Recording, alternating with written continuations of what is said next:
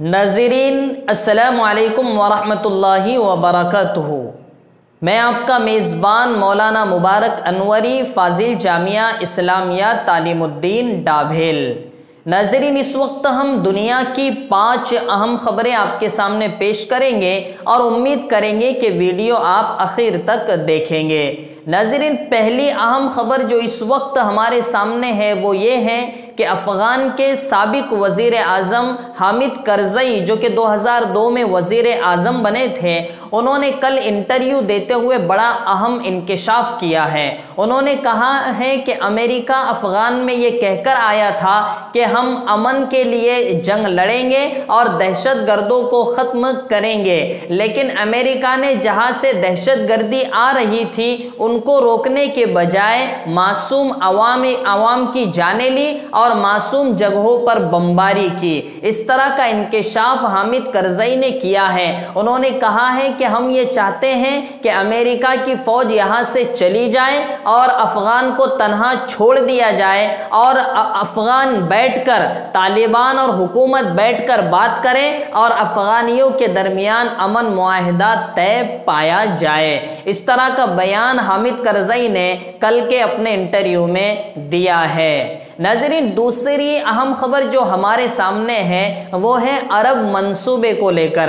अरब मंसूबा कई बार आपने सुना होगा, उस मंसूबे का तज़किरा हम यहाँ कर दें, उसके बाद अहम खबर से आपको बाखबर करें। नाज़रीन, 2002 में साबिक बादशाह अब्दुल्ला ने, शहज़ादा अब्दुल्ला ने एक अरब अमन मंसूबा तैयार किया था, जिसकी बुनियाद पर इसराइल के साथ आलम इस्लाम ये मुआहिदा करने जा रहा था, अमन मुआहिदा।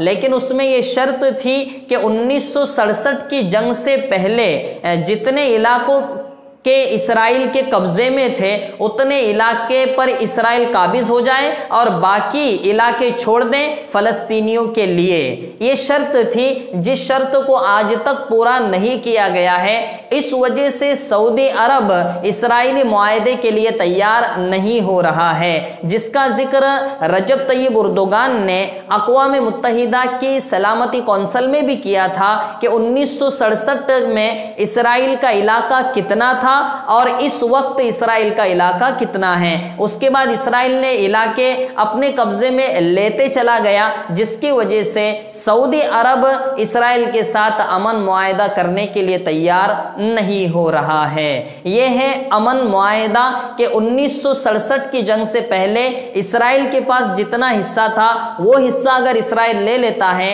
तो पूरा आलम इस्लाम फ़लस्तीनियों के लिए इसराइल से अमन मुआहिदा करने के लिए तैयार है। देखना यह है कि इसराइल नाजायज़ कब्ज़ा छोड़ता है या नहीं छोड़ता है। नाज़रीन, तीसरी अहम खबर की तरफ आपको लेते चले कि गुलबुद्दीन, जो कि साबिक अफ़गानी सदर रहे हैं, उन्होंने बड़ा अहम बयान दिया। उन्होंने कहा है कि अफ़गानिस्तान के अमन मुआहिदे में हिंदुस्तान अब रोड़े अटकाना चाह रहा है, हिंदुस्तान कदम डालना चाह रहा है और एक ऐसे जंगजू अफ़गान में तैयार कर रहा है, एक ऐसा ग्रुप जो कि इस अमन मुआहिदे को नाकाम बना दे, ख़त्म कर दे। इस तरह का इल्ज़ाम गुलबुद्दीन ने लगाया है, लेकिन हमारी हुकूमत हिंद की जानिब से अब तक इसका जवाब नहीं दिया गया है। हम उम्मीद करेंगे कि हिंदुस्तानी हुकूमत इसकी वजाहत करें, चूँकि हिंदुस्तान एक अमन का मुल्क है और किसी और मुल्कों में अमन कायम हो रहा हो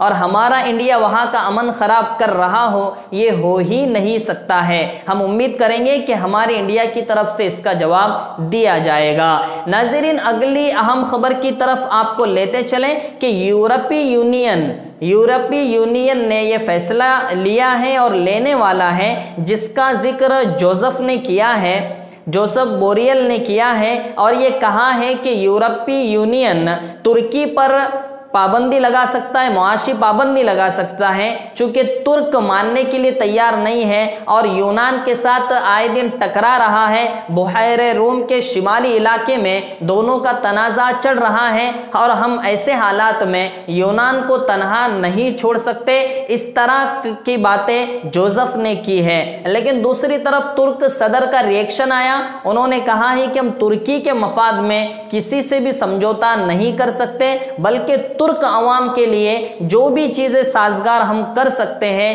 وہ کر کے رہیں گے، چاہے پوری دنیا کی مخالفت ہمیں جھیلنا پڑے۔ ناظرین، اگلی اور آخری اہم خبر آپ کو دیتے چلے کہ کل پاکستان کے وزیر اعظم عمران خان اور قومی سطح کے اعلیٰ سلامتی کونسل کے افغانی لیڈر عبداللہ کے درمیان بات ہوئی اور افغان امن معاہدے کے اعتبار سے بات کی گئی۔ عمران خان نے کہا کہ جنگ بندی اور بات چیت، جنگ بندی ہوگی اور ڈائیلاگ ہوگی، بات چیت ہوگی تو ہی افغان میں امن آ سکتا ہے۔ اس طرح کا اظہار خیال پاکستان کے وزیر اعظم نے کیا، جس پر عبداللہ نے شکریہ ادا کیا اور یہ کہا کہ میں جلد ہی پاکستان آؤں گا اور افغان کے سلسلے میں ہم بات چیت کریں گے۔